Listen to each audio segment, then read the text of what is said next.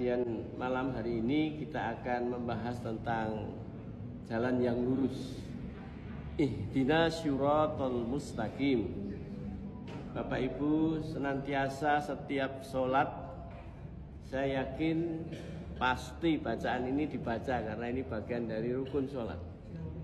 Karenanya tanpa membaca ayat ini ataupun surat Al-Fatihah ini, itu sholatnya berarti tidak sah ya.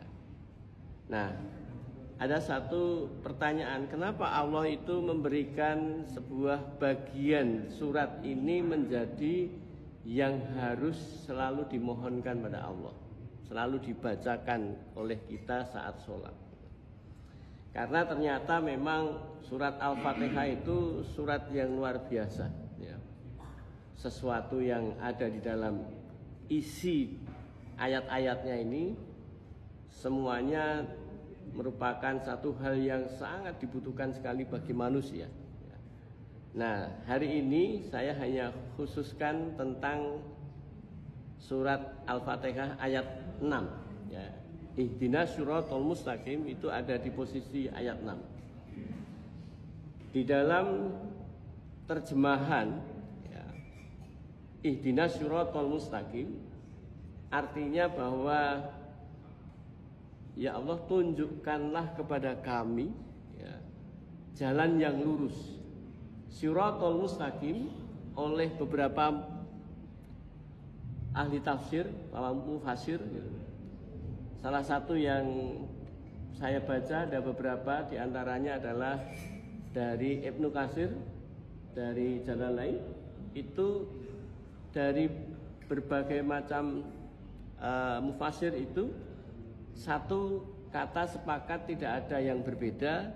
Syiratal mustaqim itu artinya jalan yang lurusnya itu dimaknai bahwa apa itu jalan yang lurus. Kebetulan ini background yang ada di slide ini jalan yang lurus ya. Tetapi bukan itu yang dimaksud. Apa itu? Yaitu jalannya kita berada dalam ajaran agama Islam ya Bapak Ibu. Jadi jalan yang lurus itu adalah jalan koridor kita berada dalam Islam ya, dinullah gitu. Bapak Ibu jamaah rahimakumullah, ketika kita bicara mengatakan bahwa kita minta ya Allah tunjukkanlah kami jalan yang lurus, sepertinya untuk mendapatkan jalan yang lurus itu seolah-olah hal yang gampang bagi kita ya, bagi kita seolah-olah saya katakan. Tetapi ternyata setelah kita maknai bersama Bapak Ibu, untuk memperoleh ini bukan perkara yang sangat mudah. Itu perkara yang sangat sulit ya. Tidak semua orang bisa, dan tidak ada sebuah jaminan bahwa kita sebagai orang yang setiap hari sholat 5 waktu di masjid ya Bapak Ibu, kita introspeksi diri. Saya termasuk yang tidak bisa dalam kondisi 5 waktu itu selalu di masjid, itu belum tentu bisa. Betul atau tidak Bapak Ibu? Saya sendiri sebagai orang yang sering memberikan ceramah-ceramah tausiah, untuk bisa mengamalkan sehari dalam keadaan di masjid 5 waktu on time, itu tidak mudah. Padahal ini ada satu peristiwa yang cukup membuat kita tercengang Bapak Ibu. Satu kisah, ini kisah nyata. Imam Hasan Al-Basri itu ketika tawaf di Masjidil Haram, di Ka'bah itu posisinya melihat ada seseorang yang seseorang itu berdoa. Setiap kali berdoanya itu cuma satu doa yang dia panjatkan Bapak Ibu. Doanya apa Bapak Ibu? Doanya yang didengar oleh imam besar tersebut, yang dia sampaikan, ya Allah, berikanlah aku petunjuk-Mu agar aku selalu di dalam agamamu dan matikan aku dalam Islam. Dan itu ketika pada saat tawaf berikutnya ini selesai, diikuti untuk di makam Ibrahim untuk selesai sholat itu, maka didekatilah orang tersebut dan ditanya, wahai saudaraku, mengapa di tempat yang mustajab seperti ini doamu hanya satu? Ini pertanyaan yang sangat menggelitik bagi seorang imam, ya, seorang imam besar, Hasan Al-Basri. Apa yang kemudian dijawabnya oleh orang tersebut? Wahai saudaraku, kalau aku menjawab pertanyaanmu ini, pastilah engkau akan terperanjat. Kenapa aku doanya hanya satu hal yang saya doakan?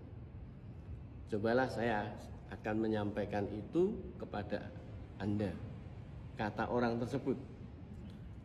Bapak Ibu jamaah rahimakumullah. Kemudian dia menyampaikan sebuah kisah yang dia alami. Saya punya 2 saudara, kata dia.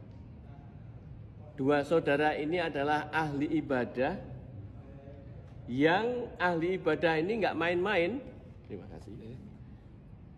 Ketika dia itu dari sejak remajanya sampai dia itu kemudian kondisinya apapun yang dia lakukan 5 waktu di masjid sholat, karena dia seorang muadzin, Bapak Ibu. Muadzin selama 35 tahun. Bapak Ibu, bisakah menjadi muadzin dalam 1 bulan? Continue dari subuh sampai kembali subuh lagi. Kira-kira bisa? Ini orang dalam posisi istiqomah selama itu. Tapi terjadilah suatu peristiwa ketika saudara saya ini jatuh cinta dengan seseorang yang bukan muslim. Akhirnya jadilah dia murtad, Bapak Ibu. Dan terjadilah di ending kehidupannya meninggal dalam keadaan murtad. Kira-kira meninggalnya ini husnul khotimah atau su'ul khotimah, Bapak Ibu? Su'ul khotimah. Naudzubillahi min dzalik. Dan ini ada 2 family yang ada pada dia. Karena itu dia menyampaikan hal itu, doa dia hanya itu. Nah, Bapak Ibu jamaah rahimakumullah, tadi saya mengatakan orang itu seahli ibadah siapapun, ya, siapapun, tidak ada jaminan seseorang ini dalam ibadahnya sampai mengakhirkan hidupnya dengan memilih husnul khotimah atau su'ul khotimah malah terjadi. Jadi senioritas di dalam beribadah sudah sekian lama, semakin lama ini bukan menjamin seseorang itu baik, ya. Termasuk sama ketika kita itu berkeluarga, Bapak Ibu. Orang berkeluarga itu bukan menjamin semakin senior kita itu berumah tangga itu menjadi keluarganya sakinah mawaddah warahmah. Betul apa tidak? Sama ini dalam posisi kita dalam keadaan beragama Islam dan akhir mati kita itu bisa jadi di luar dari kita. Nah, Bapak Ibu jamaah rahimakumullah, tadi di dalam kita membicarakan ini saya awali dengan sebuah kisah itu. Nah, sekarang begini Bapak Ibu. Kita minta kepada Allah, ya Allah, tunjukkanlah kami jalan yang lurus. Berarti kita ini posisinya meminta hidayah kepada Allah. Laras sahabat. Jadi kita ini minta hidayah, petunjuk di dalam perjalanan hidup kita itu. Sehingga selama hidup ini agar kita berjalan di muka bumi ini, karena hidup ini kemarin mungkin saya sampaikan perjalanan, hidup itu perjalanan. Inna lillahi wa inna ilaihi raji'un. Dari Allah kembalinya ke Allah. dari akhirat kembali lagi ke akhirat, siklus, ya Bapak Ibu. Jadi ini perjalanan hidup kita. Jadi perjalanan hidup yang paling menjadi masalah besar adalah ketika kita berada di sini, di alam dunia. Jadi di alam dunia saat ini kita di Masjid Ma'ul Hayat, ya. Ma'ul Hayat. Ini posisi kita ini di dunia itu yang hanya sebentar saja, ini bisa menentukan ke depan, ya, yaitu pada saat kita nanti diakhirkan harus menemui ajal kita masing-masing, apakah husnul atau su'ul khotimah. Gitu. Nah, disinilah ketika kita tersesat, bisa bahaya tidak sampai pada tujuan akhir kita. Bapak Ibu jamaah rahimakumullah, ketika perjalanan itu terjadi, maka kita harus hati-hati sekali untuk masalah ini. Nah, Ibu dan Bapak jamaah rahimakumullah, sebelum saya bicara tentang hidayah ini tadi, ada satu hal yang penting bagi kita, yaitu ketika kita itu mohon pada Allah. Jadi memohon pada Allah itu, ya Allah berikanlah petunjuk. Berarti kita ini berdoa kepada Allah. Dan doa itu, kata Allah, apa yang kita minta ke Allah, Allah akan kabulkan. Jadi Bapak Ibu, jadi posisi kita setiap kali berdoa, dan Allah itu sudah mewanti-wanti kepada kita, mintalah kepadaku, pasti aku kabulkan. Nah, ini yang seringkali kita sering nggak yakin apakah doa kita ini terkabul atau tidak, Bapak Ibu. Seringkali keterkabulan doa itu menurut persepsi kita, betul atau tidak, Bapak Ibu?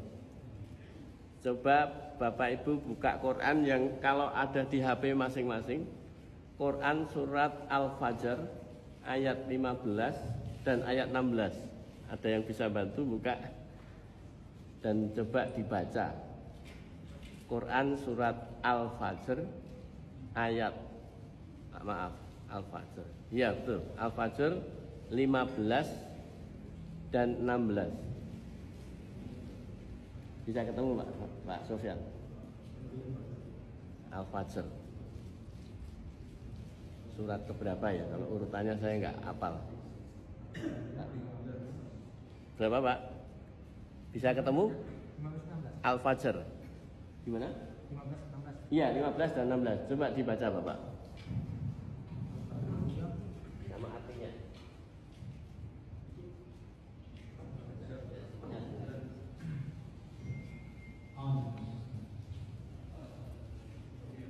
Ammal insanu idza mabtalahu rabbuhu fa akramahu wa na'ama fa yaqulu rabbi akraman. Ya, diterjemahkan Bapak. Maka adapun manusia apabila Tuhan memujinya lalu memuliakannya dan memberinya kesenangan, maka dia berkata, Tuhanku telah memuliakanku. Ya, lanjut ya. Wa amma idza mabtalahu faqadara alaihi rizqahu fa yaqulu rabbi ahanan. Namun apabila Tuhan memujinya lalu membatasi rezekinya, maka dia berkata, Tuhanku telah menghina.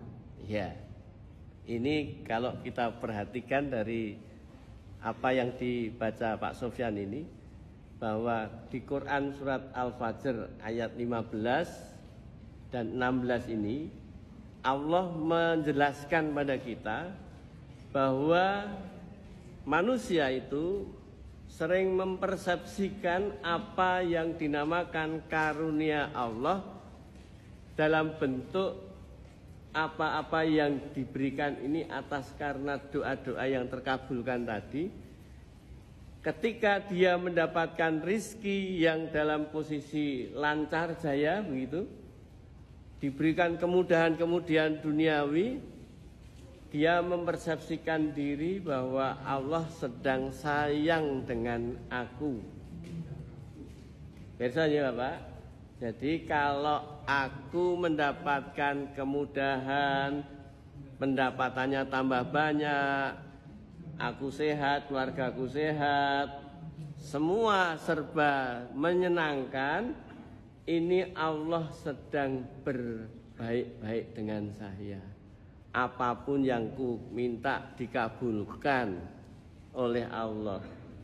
Di ayat yang berikutnya di 16, ketika Allah itu menjelaskan saat seseorang itu diberikan rizki yang sedikit, diberikan kesulitan-kesulitan yang muncul di dalam diri seseorang, maka dia mengatakan Allah sedang menghinakanku.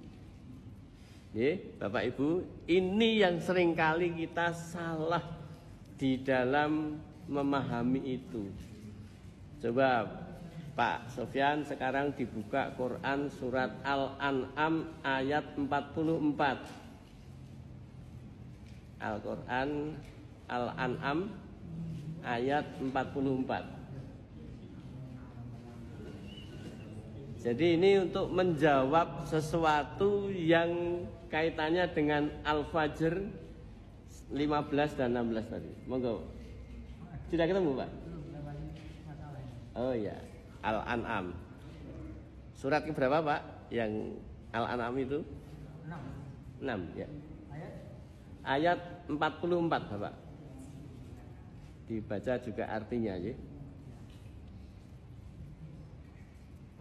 Ya, silakan Bapak.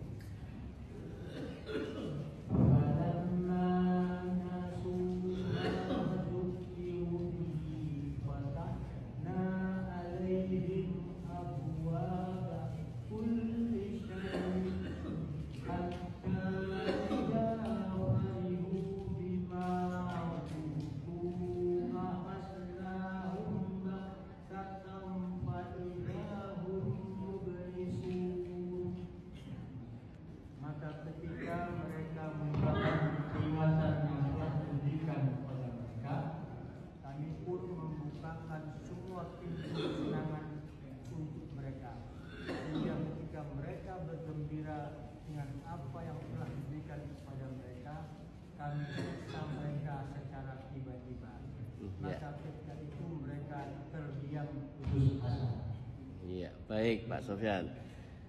Ayat di Quran surat Al-An'am 44 ini Bapak Ibu bisa bersani bersama, bisa kita dengarkan bersama tadi, bahwa ketika kita sebagai manusia, Allah menyampaikan saat kita itu menjadi orang yang sak karepe dhewe, tidak pernah menuruti apa yang Allah perintahkan dengan baik, yang Allah larang dan sebagainya itu tetap saja kita kerjakan. Itu yang kemudian Allah berikan. Ya, ini berarti orang-orang yang seperti ini kalau dalam Quran disebut orang-orang yang melampaui batas, kata Allah. Bahasanya sangat halus. Yang kemudian Allah berikan, bukakan semua urusan dunia ini menjadi lebih lancar saya. Bapak Ibu, ketika seseorang tadi dalam kondisi dia tidak taat sama Allah, dibukakan semua pintu-pintu rezeki yang ada, dilancarkan, disubyo, ya dijarno, di istilahnya itu diberikan istidraj Bapak Ibu. Istidraj ini apa? Dilulu. Jadi dilulu itu artinya diujo tapi dijelomrongke. Nah, itulah hati-hati kepada kita semuanya Bapak Ibu, bahwa ternyata bahwa kita ini menjadi manusia itu kalau tidak hati-hati justru mengalami apa yang disebutkan di dalam Quran surat Al-An'am tadi ya, ayat 44. Nah, jadi gini Bapak Ibu, bahwa kita itu dalam posisi manusia seringkali kita berdoa kepada Allah, ya Allah tunjukkanlah kami jalan yang lurus. Berarti kita ini oleh Allah supaya dipahamkan apa yang dinamakan ilmu agama, Bapak Ibu. Jadi di dalam Quran disebutkan ketika Allah kehendaki seseorang itu dalam kebaikan, maka Allah pahamkan ilmu agama. Jadi Allah itu ketika menghendaki kita jadi orang baik, bukan diberi harta yang banyak, tidak. Diberikan kemudahan-kemudahan dalam usahanya juga tidak, Bapak Ibu. Tapi dipahamkan. Maksud dipahamkan itu seperti apa, Bapak Ibu? Dipahamkan ilmu agamanya itu maksudnya bukan sekedar tahu kemudian bisa dia recall untuk ngomong, bukan. Tetapi apa yang dia tahu, dia ini melakukan apa yang dia ketahui. Itu namanya faham ilmu agama. Jadi faham ilmu agama itu bukan berarti bahwa kita itu berilmu agama kemudian dapat sertifikat atau dapat ijazah, dapat gelar, bukan. Bukan itu, Bapak Ibu. Tapi mengilmui terhadap apa yang dia dapatkan, peroleh itu. Nah, sekarang Bapak Ibu jamaah rahimakumullah, begini tadi. Bahwa ketika kita minta doa kepada Allah, Allah kabulkan petunjuk, ya, petunjuk jalan yang lurus, maka apapun yang ada ini ketika kita setiap hari sholat, seringkali kita diberi petunjuk oleh Allah, dikabulkan yang kita doakan tadi, tapi seringkali kita menolak bahwa itu adalah hidayah Allah, petunjuk-petunjuk Allah. Contohnya seperti apa, Bapak Ibu? Nah, kalau Bapak Ibu misalnya minta petunjuk jalan yang lurus tadi, berarti konteks Allah mengajarkan apa dalam hidup ini untuk kita. Dalam petunjuk itu adalah Quran, dan diberikan petunjuk teknisnya tadi oleh Rasulullah berupa hadis. Nah, sekarang begini, ketika kita menginginkan sebuah kesabaran atau sebuah kesakinahan saja, ya Bapak Ibu selalu ingin anak keluarganya, kita berkeluarga itu sakinah mawaddah warahmah. Kita sering berdoa juga, Rabbana hablana min azwajina wa dzurriyyatina qurrata ayun waj'alna lil muttaqina imama. Nggih Bapak Ibu? Kita berdoa seperti itu, apakah terus kemudian keluarga kita dibuat langsung tenang, langsung ayem gitu, langsung baik-baik semuanya begitu? Kira-kira begitu atau tidak? Tidak, Bapak Ibu. Jadi kalau saya berdoa seperti itu, Allah itu justru mengirimkan seseorang yang ada di dalam kehidupan keluarga kita itu untuk kita belajar pada dia. Contohnya begini, aku pengen aku punya keluarga sakinah, istriku pengen supaya solehah, suamiku agar menjadi orang yang soleh. Doanya seperti itu, anakku ingin jadi yang soleh. Baik, untuk menjadi seperti itu Allah kirim anak kita, istri kita, suami kita. Justru sebaliknya, Bapak Ibu. Sebaliknya itu seperti apa, Bapak Ibu? Karena sakinah itu adalah tenang. Untuk menjadi orang tenang, maka Allah latih kita ini lewat trainer yang dikirimkan oleh Allah. Siapa itu? Istri kita. Kalau saya sebagai suami, maka istri saya itu akan dibuat oleh Allah supaya jadi orang ngeyelan. Bapak Ibu tahu ngeyelan ya?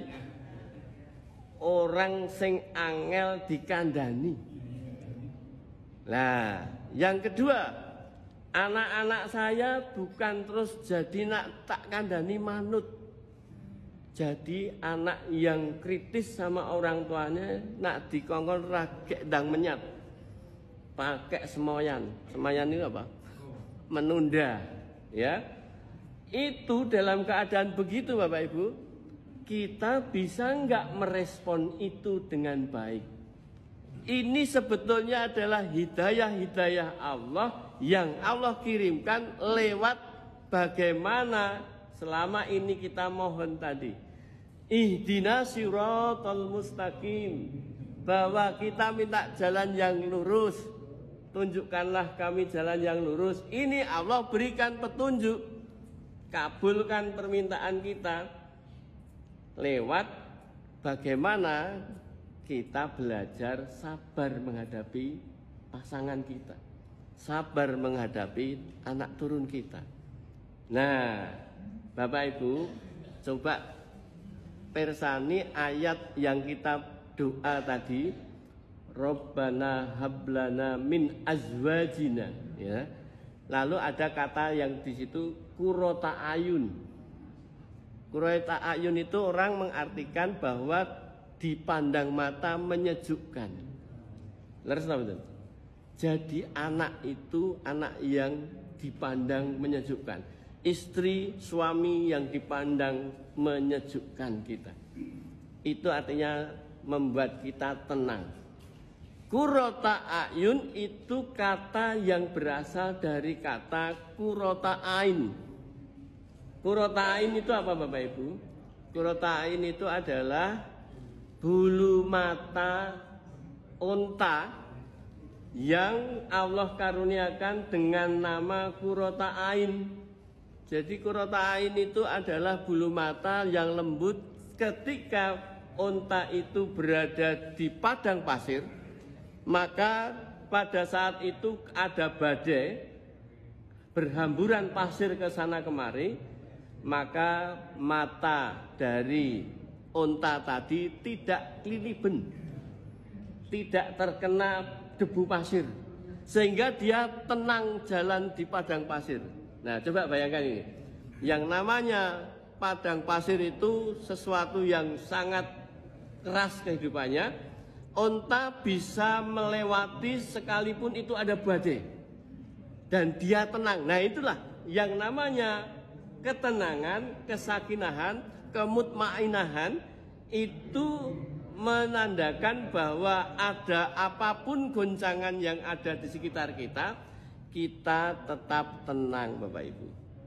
Bagaimana ketika kita ini ada goncangan, ikut tergoncang, betul atau tidak? Cobalah kita lihat bahwa ketika kita berada dalam lingkungan yang menyebalkan, kita ikut tidak nyaman di lingkungan itu, betul nggak? Ketika kita berada di dalam lingkungan yang menyenangkan, kita ikut senang, betul tidak? Kira-kira begitu Bapak Ibu. Nah, padahal yang dimaksud orang yang tenang itu adalah bagaimana suasana yang tidak menyenangkan dia tetap menyenangkan. Itu.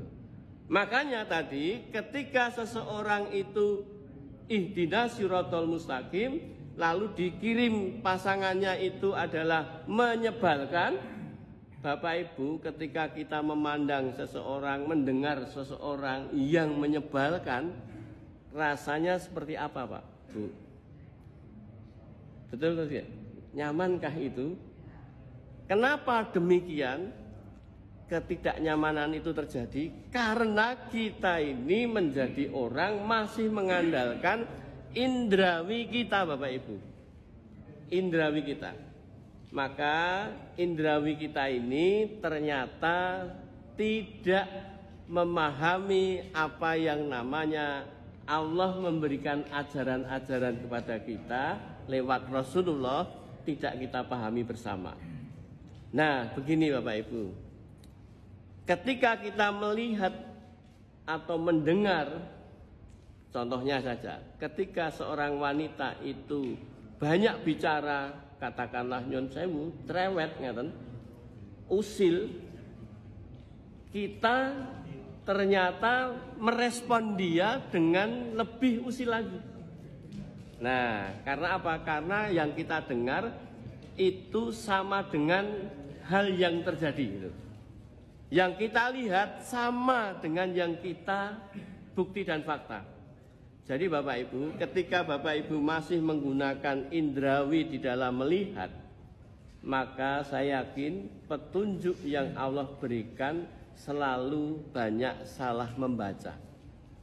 Contohnya Bapak Ibu bisa dipersani, ini gelas ketika diberi sedotan air, namanya sedotan atau pensil begitu, permukaan air yang kena pensil itu coba bandingkan yang pensil yang ada di dalam air dan yang ada di atas permukaan air. Kira-kira lurus tidak bentuknya? Tidak ya Pak? Bengkok. Betul Pak tidak?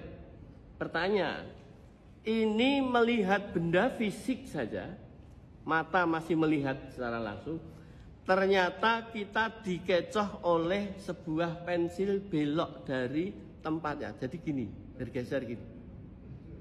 Ini adalah bagian dari cara pandang kita yang melihat yang fisik pakai otak, pakai mata kepala kita sendiri, itu saja salah.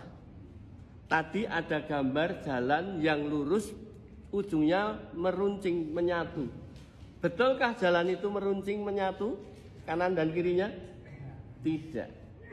Inilah Bapak Ibu ketika kita masih sering menggunakan logika-logika, bukti dan fakta ilmiah yang kita gunakan dalam memandang sesuatu, maka kita akan sering terkecoh dan salah baca. Nah, salah bacanya apa? Begini Bapak Ibu. Allah kirimkan orang yang nyebelin tadi. Kalau orang itu Iqra bismi rabbikal ladzi khalaq. Bacalah dengan nama Tuhanmu. Ayat pertama Rasulullah diberikan petunjuk Quran buat kita itu Al-Alaq. Bacalah dengan nama Tuhanmu. Itu bukan baca huruf. Itu baca apa yang kamu lihat, apa yang kamu dengar. Cobalah dibaca, hubungkan ke Allah. Nah, ketika pasangan kita itu ngomelin kita, maka cobalah baca, hubungkan ke atas. Kalau kita mendengar langsung menggunakan logika kita nonemeng jengkel, pengen memberhentikan ucapan itu. Tapi kalau itu kemudian kita hubungkan, kita akan mengatakan begini Bapak Ibu. Alhamdulillah ya Allah, pasanganku, istriku, suamiku sehat satu. Kenapa? Dia bisa ngomong lancar, tur banter. Yang kedua, dia ini ngomong ini diperintahkan oleh Allah. Artinya bibirnya bergerak itu adalah dituntun Allah untuk menyampaikan sesuatu kepadaku. Walaupun ini tidak enak didengar, tapi karena ini atas izin Allah dan perintahnya, ini pasti ada sebuah kebaikan buatku. Maka kemudian kalau saya itu latihannya adalah mingkem, tutup mulut, dengarkan saja baik-baik, lihatlah, hubungkan ke Allah, maka itu nanti akan reda dan kita tidak akan berkepanjangan mendengarkan dia dengan celotehannya seperti itu Bapak Ibu. Artinya sebetulnya ini kita sedang diuji dengan Allah, bahwa kita dilatih bagaimana kesabaran saya menghadapi sosok orang yang seperti itu. Jadi ini sebetulnya adalah hidayah bagi kita. Siapapun kita Bapak Ibu, kalau Bapak Ibu ingin tambah baik, pasti Bapak Ibu dihadapkan pada sesuatu yang enggak baik. Bapak Ibu doa sehat. Ya Allah berikan aku sehat ya Allah. Allah berikan kesehatan lewat Bapak Ibu dikasih sakit. Ya. Ini peristiwa untuk supaya kita sadar bahwa untuk bisa sehat itu orang harus tahu sakit. Laras nambutan Bapak Ibu. Sekarang kita renungkan bersama. Bapak Ibu tidak pernah akan merasakan arti sebuah sehat kalau lutut kita itu tidak bermasalah. tak pernah merasakan sesuatu arti sebuah sehat itu mahal harganya. Tapi diberi lutut sakit baru terasa bahwa itu, oh berarti aku kudu hati-hati. Oh berarti aku, Bapak Ibu akan cari referensi, tanya sana sini, berobat ke sana kemari, akhirnya tahu arti sebuah sehat. Dengan kehati-hatian Bapak Ibu menjaga sehatnya dengan baik dan jadi mempertahankan kesehatan dengan baik. Jadi ketika kita ini minta kepada Allah, kadang Allah memberikan tidak langsung serta-merta seperti yang kita maui, karena Allah tadi sudah menyampaikan dalam Quran surat Al-Fajr ayat 15-16 bahwa ketika kita itu indikator Allah baik dengan kita, itu bukan berarti kita dikasih yang enak-enak, dikasih yang menyenangkan, tetapi dikasih sesuatu yang justru bertolak belakang. Nah, Ibu dan Bapak jamaah rahimakumullah, di dalam hidayah ini Bapak Ibu, Allah itu sudah menciptakan hidayah itu sebelum kita ada, dan saat kita ada pun sudah kemudian diberikan hidayah paket. Apa itu hidayah al-khalqi Bapak Ibu? Al-khalqi itu apa? Yaitu hidayah yang pada saat penciptaan manusia itu ada, dilengkapilah otak kita ini tidak sekedar otak seperti hewan. Hewan itu dengan otaknya manusia itu secara anatomi dan fisiologi fungsinya dalam konteksnya begini. Substansi penyusun dari otak kita dan otaknya sapi itu sama Bapak Ibu. Dengan otaknya monyet itu sama. Substansia alba dan grisia itu ada sama.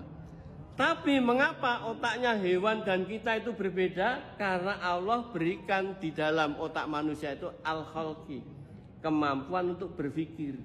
Maka para ahli itu mengatakan manusia itu adalah hewan yang berpikir Bapak Ibu. Nah, jadi Allah sudah berikan kita dalam bentuk kemampuan berpikir ini, maka saya sebut di sini dengan istilah free will. Jadi Allah memberikan kapasitas kepada kita kebebasan berpikir untuk mengambil sikap, untuk mengambil tindakan dengan mengacu pada hati, yang hati ini adalah bisikan Allah. Bisikan Allah ini akan engkau gunakan atau tidak, kamu bisa menggunakan pikiranmu. Nah, itu hidayah.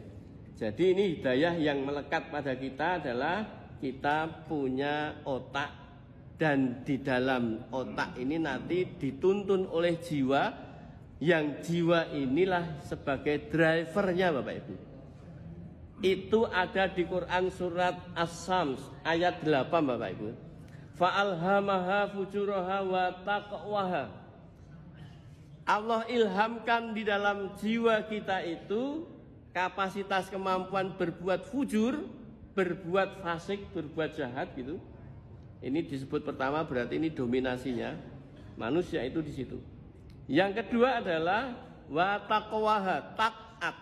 Jadi potensi kapasitas untuk taat. Jadi ada energi positif, ada energi negatif. Energi negatifnya dominan Bapak Ibu. Nah, disitulah hati seseorang, hati kita itu ketika kita diberi ketenangan, maka dia nanti akan merangsang kepada otak kita, memori kita, untuk bisa berpikir dengan tenang, yang bisa melahirkan pemikiran-pemikiran husnudzon. Tapi ketika kita itu pikirannya itu jelek, itu sebetulnya akibat hati kita yang nggak tenang. Hati yang nggak tenang ini melahirkan negative thinking, suudzon. Maka kalau suudzon itu tindakannya atau ucapannya pun jelek. Kalau jelek berarti tindakan ini kalau diulangi menjadi sebuah kebiasaan. Berarti kebiasaannya jelek. Kalau kebiasaannya jelek, inilah yang membentuk karakter kita Bapak Ibu. Dan karakter kita inilah yang akan menghasilkan nasib kita Bapak Ibu. Nasib kita nanti apa? Kalau karakter buruk, ya akhir kehidupan kita nasibnya su'ul khotimah. Kalau kita karakter kita baik, ending kehidupan kita husnul khotimah. Jadi pertanyaannya, nasib kita itu ditentukan Allah atau kita? Gimana Bapak Ibu? Nasib kita, nasib itu akibat ulah manusia Bapak Ibu. Ya. Jadi dalam posisi seperti itu, kalau kita katakan di dalam Quran itu jelas sekali la yughayyiru ma, ya, jadi posisi bahwa Allah itu tidak akan mengubah. Mengubah apa? Bukan nasib, keadaan yang ada dalam dirimu itu, ya. Kalau kamu nggak merubah yang ada dalam dirimu, siapa itu yang ada dalam dirimu? Ini Bapak Ibu, mindset. Jadi hidup ini sebetulnya ada permainan namanya inner game Bapak Ibu. Inner game itu permainan dada kita dan kepala kita Bapak Ibu. Antara hati dan otak inilah yang nanti bermain-main, kita punya free will. Jadi Bapak Ibu, kalau saya itu pikirannya tenang, selalu bisa mengucapkan yang baik-baik, maka ketika saya itu dalam keadaan mendadak ada suatu rangsangan, maka rangsangan saya ini responnya, refleksnya adalah kebaikan yang muncul. Contohnya gini, saya kakinya terantuk meja. Apa yang terucap dari mulut saya ketika saya terantuk meja? Itulah sebuah nasib saya nanti terbaca di situ. Bagaimana kalau saya duk, astagfirullah, subhanallah, alhamdulillah. Ini refleks Bapak Ibu, refleks. Tidak bisa kita rencanakan. Tapi Bapak Ibu, bagaimana kalau kita terantuk, terus kemudian kita malah heli, gembira loko, keluar semua, gug kan gitu. Ini rangsang reflektoris Bapak Ibu. Artinya begini, itulah karakter membentuk nasib. Kalau kita ini coba bayangkan, ketika kita ini kalau melihat sing ra seneng tadi, langsung responnya kita marah. Yang terjadi saat marah ini, orang akan membentuk karakter temperamen. Betul atau tidak Bapak Ibu? Jadi sesuatu yang dirangsang kecil saja dia langsung naik pitam. Coba ketika naik pitam itu kemudian stroke dan terjadilah koma. Berikutnya meninggal. Apa yang namanya meninggalnya? Husnul khotimah atau su'ul khotimah? Su'ul khotimah Bapak Ibu. Karena sebelum dia tidak sadar, di akhir dari kesadarannya adalah amarah yang memuncak. Betul atau tidak? Apakah amarah yang memuncak ini timbul dalam keadaan dia terjadi mendadak, baru saja dia berpola seperti itu? Enggak. Itu prosesnya sudah lama Bapak Ibu. Terbentuk karakter itu dari hari ke hari. Jadi kalau dari ke hari ke hari akhirnya sulit merubah. Semua bisa dirubah Bapak Ibu. Yang tadinya temperamen itu bisa menjadi orang yang paling sabar, bisa. Cuma mau apa tidak. Nah, coba sekarang ketika kita menjadi orang hatinya tenang, kemudian pikirannya bisa tenang, bisa berpikir yang positif, lalu yang terjadi ucapan yang keluar pasti tertata dan tidak asal ucap dia katakan. Lalu tindakannya sebagaimana dari ucapan tadi, kebaikan yang muncul. Kalau diulang jadilah sebuah kebiasaan baik, namanya habit. Akhirnya karakternya adalah penyabar. Betul atau tidak Bapak Ibu? Orang yang dalam keadaan begini ini digoncang kanan kirinya, dia tetap tenang. Dilihatkan pasangannya menyebalkan, tidak menyebalkan bagi dirinya. Ketika suaminya yang dalam keadaan sering geletak-geletek, dia adalah si istri orang yang rajin bersih-bersih dan risenan.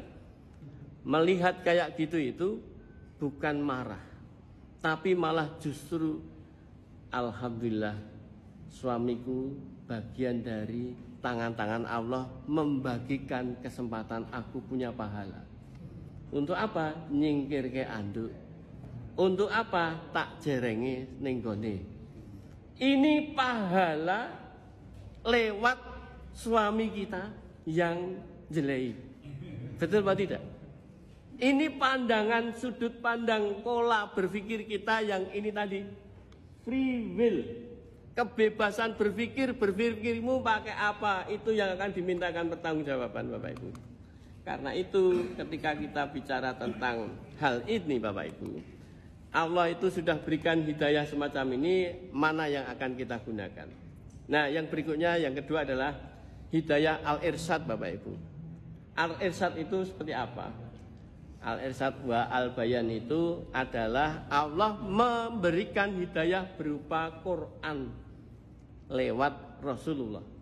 Jadi Quran itu adalah hidayah, maka dia sebagai petunjuk bagi manusia. Tetapi kita sebagai manusia ternyata mendudukkan Quran hanya bacaan yang berpahala. Leres mboten? Coba kita ini seringnya kan yuk bacaannya oke-okean, sak huruf pahalanya sekian. Untuk petunjuk apa tidak itu? Tidak. Maka tidak ada jaminan orang yang hafal Quran, orang yang ngaji, bahkan ikut pengajian kajian berkali-kali, dia tidak dapat berkahnya ilmu, sehingga dia perilakunya tidak sebagaimana orang yang dapat ilmu Bapak Ibu. Maka jangan heran orang hafal Quran kok buat perbuatannya hina. Seringkali saya lihat, saya karena sering menyidangkan orang tersebut. Kan di dunia kampus begitu Pak. Ya. Artinya seseorang itu tidak ada jaminan behavior dia itu baik kalau sholatnya ini rajin ke masjid. Enggak. Karena sholatnya itu baca Bismillahirrahmanirrahim sampai walad dolin itu dia tidak maknai, sehingga tidak inna sholata tanha anil fasai wal mungkarnya nggak kecapek. Sholat itu sesungguhnya mencegah perbuatan keji dan mungkar. Nah kalau kita itu dalam bentuknya sholat kok masih tidak bisa berbuat kebaikan, kalau ngomong menyakitkan, begitu dia berbuat membuat orang itu sedih, ini adalah kita belum menggunakan hidayah free will kita ini dengan tepat Bapak Ibu. Isih sakarpe dewi, maka Quran jadikan hudalinas, petunjuk bagi kita manusia. Nah Bapak Ibu jamaah rahimakumullah, yang berikutnya hidayah al-taufik. Jadi at-taufik itu adalah kapasitas kemampuan yang Allah berikan pada kita, termasuk Bapak Ibu bisa hadir di sini adalah dapat hidayah taufik. Kemampuan, kapasitas giroh yang kuat untuk bisa datang ke jauh-jauh ke masjid ini. Nah, taufik ini tidak semuanya orang itu diberikan kemampuan itu. Orang yang jaraknya dengan masjid itu tidak menjamin dia sholatnya di masjid Bapak Ibu. Betul apa tidak?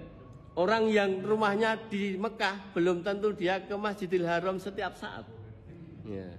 Kita yang jauh-jauh menyempatkan ke sana dengan biaya mahal pun kita lakukan. Nah itu Bapak Ibu jamaah rahimakumullah. Nah ini di dalam jalan yang lurus tadi Bapak Ibu, di Quran surat Al-An'am 125 Allah menyampaikan sesuatu yang sangat mendasar sekali. Barang siapa yang Allah kehendaki akan memberikan kepadanya petunjuk Bapak Ibu. Jadi Allah kalau menghendaki kita kebaikan, memberikan petunjuk agar kita mendapatkan hidayah dengan baik, menggunakan hidayah yang Allah telah berikan tadi dengan baik. Dia ini cirinya bagaimana orang yang mendapatkan petunjuk? Dadanya lapang Bapak Ibu. Maka kita seringkali mengapa doanya Musa saat menghadapi Fir'aun, Rabbi surahli sodri wa yasirli amri wahlul uqadata min lisani yafqahu qawli. Kenapa Musa itu kalau dia berhadapan dengan yang tidak bisa dia gapai kekuatannya, seorang penguasa, raja di raja, mengaku Tuhan sekalian. Betul apa tidak? le menghadapi piye itu. Maka untuk bisa menaklukkan itu kuncinya, ya Allah lapangkan dadaku Bapak Ibu. Lapangkan dadaku berarti apa Bapak Ibu? Berilah aku ketenangan. Jadi setelah tenang itu semua akan bisa selesai karena diselesaikan Allah. Bisa dipahami Bapak Ibu? Maka sebetulnya hidup ini adalah permainan inner game kita. Sama-sama melihat, yang dilihat itu beda pemaknaannya Bapak Ibu. Saya misalnya melihat teh ini Bapak Ibu. Mungkin Bapak Ibu kalau ditanya apa ini, Bapak Ibu bisa menjawab sebagaimana yang dilihat. Itu teh manis yang ada di gelas. Selesai. Begitu toh Pak? Kalau ditanya, ini apa Pak, Bu? Minuman teh manis di gelas. Selesai. Tapi kalau saya membaca ini, Iqra bismi rabbikal ladzi khalaq, dengan melihat teh manis ini, sesuatu yang bisa panjang ceritanya. Kenapa? Saya disuguhi teh ini terlibat jutaan orang untuk bisa menghasilkan hidangan di gelas teh manis ini. Kenapa begitu? Bapak Ibu, apakah kenal dengan orang-orang yang menanam tanaman teh? Petani yang nandur? Enggak kenal toh? Jadi ini terlibat bisa jutaan orang-orang baik menghadirkan teh ini ke sini. Petaninya, pembuat pupuknya, yang buruhnya, yang di pabrik tehnya, banyak sekali orang. Belum lagi pabrik gelasnya, gulanya, tebunya, betul apa tidak? Jutaan orang Bapak Ibu. Dan dia ini orang-orang baik berjasa pada kita, sehingga saya ini di otaknya kemudian mengatakan betapa orang yang tidak pernah saya kenal itu orang-orang berjasa. Orang yang berjasa maka saya harus menyikapinya, satu, menghormati. Yang kedua, santun pada orangnya. Yang ketiga, menghargai. Betul apa tidak? Jadi gara-gara melihat teh manis itu, saya melihat semua orang adalah orang-orang berjasa, sekalipun dia belum tentu aku kenal dengan dia. Leres apa? Jadi melihat benda yang sama, kita itu ketika diberi faham oleh Allah, hubungkan ke Allah, melihat tidak hanya yang terlihat, tetapi membaca dengan mata hati. Maka di dalam Quran surat Al-Hajj di situ dikatakan, yang buta itu bukan bola mata kita, tetapi yang buta adalah mata hatimu. Itu makanya kenapa seorang Taufik Ismail itu membuat syair lagu dinyanyikan oleh Bimbo. Lagunya dari ayat ini, dari surat Al-Hajj. Bermata tapi tak melihat, bertelinga tapi tak mendengar, berhati tapi tak merasa. Itu adalah ayat Quran dinyanyikan Bapak Ibu dalam bentuk syair. Maka ketika kita melihat sesuatu, mendengar sesuatu, jangan cukup menggunakan indrawi, tetapi gunakanlah qalb, hati kita. Hubungkan ke Allah. Pasti kita akan tenang. Kenapa sebabnya? Hanya dengan mengingat Allah, hati tenang. Quran surat At-Rod. Bahwa kita ini ketika melihat, hubungkan ke Allah, ingat Allah, kita akan tenang. Tidak ada sesuatu yang membuat kita goncang. Bapak Ibu, ketika kita melihat anak kita sakit, sakit ini datang dikirim oleh Allah untuk kebaikan buat kita. Jadi kita nggak ada ketakutan sama sekali Bapak Ibu. Salah satu kemarin ada jamaah haji, calon haji ya 2025. Ketika saya menyampaikan untuk pembekalan manasik haji itu, salah satunya ada seseorang yang menjadi orang yang survive dari kanker stadium 4 Bapak Ibu. Dan itu kanker kolon, kanker usus besar yang sudah dioperasi, ususnya besar ini yang tidak sampai kalau keluar lewat jalannya, harus lewat perut Bapak Ibu. Dan beliau ini sudah koma 8 hari ya, dalam keadaan seperti itu. Dan sekarang ini survive menjadi calon jamaah haji dan menjadi motivator bagi orang-orang yang sakit kanker Bapak Ibu. Kata kuncinya apa Bapak Ibu? Melihat sesuatu bukan apa yang kamu lihat, tapi lihatlah itu adalah karunia Allah, nikmat Allah. Sehingga dia tidak mengeluh dalam keadaan begitu. Secara ilmu medis, dalam konteks ilmu yang saya pelajari dalam ilmu fisiologi ya, jadi posisi seseorang itu sekali kita ngeluh, ya, kita akan semakin menyakitkan diri kita. Bapak Ibu, kita itu dilengkapi oleh reseptor-reseptor nyeri untuk bisa merasakan sakit. Tapi itu untuk safety kita, untuk keselamatan kita. Tapi kita kadang berlebih-lebihan ketakutan akan sakit. Jadi ketakutan akan sakit itulah yang menjadikan seseorang itu kesakitan. Contohnya, orang takut disuntik Bapak Ibu. Dokternya belum nyuntik sudah aduh-aduh. Sudah tersentuh jarum? Belum. Baru disuntik nggih, diambilkan begitu, pingsan dia. Kenapa? Ketakutan Bapak Ibu. Jadi ketakutan akan gagal itulah yang menjadikan seseorang itu menderita. Ketakutan akan sakit itulah yang menjadikan kita tambah rontok tubuh kita.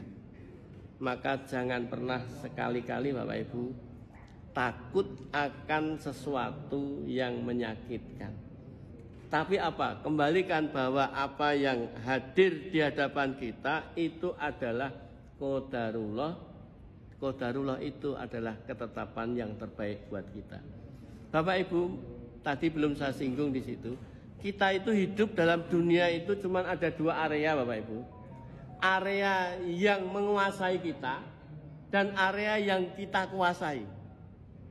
Area yang menguasai kita adalah tadi saya sebut dengan qadarullah, takdir Allah. Takdir Allah itu dalam bentuknya apa? Segala yang Allah sudah tetapkan sebelum kita diciptakan 50.000 tahun sebelum kita ada. Sudah tertulis di situ. Maka segala yang ada berupa takdir, ada qada dan qadar tadi, itu tidak dimintai pertanggungjawaban. Maka peristiwanya mesti menggunakan kata atau kalimat pasif Bapak Ibu.